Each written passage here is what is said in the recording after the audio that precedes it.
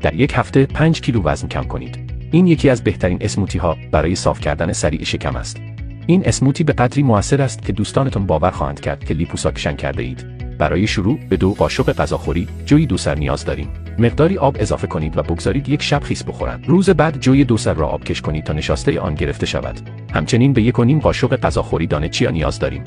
کمی آب اضافه کنید و بگذارید 10 دقیقه بماند.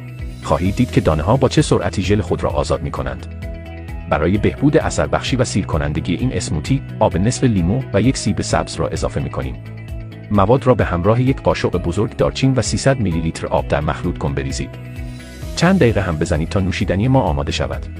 این نوشیدنی دارای ظرفیت سیر کنندگی بالایی است که کالری دریافتی شما را در طول روز تا حد زیادی کاهش می دهد. علاوه بر این، اجزایی مانند موسیلاژ موجود در دانه‌های چیا حتی به کاهش سطح کلسترول و تریگلیسیرید کمک می کند. نحوه مصرف: به سادگی 1 لیوان از این نوشیدنی را قبل از اولین وعده غذایی خود بنوشید یا می توانید جایگزین شام کنید و اون را شبها قبل از رفتن به رخت خواب بنوشید. اگر در کنار این نوشیدنی از یک رژیم غذایی کم کالری نیز پیروی کنید، تنها در یک هفته نتایج قابل توجهی خواهید دید.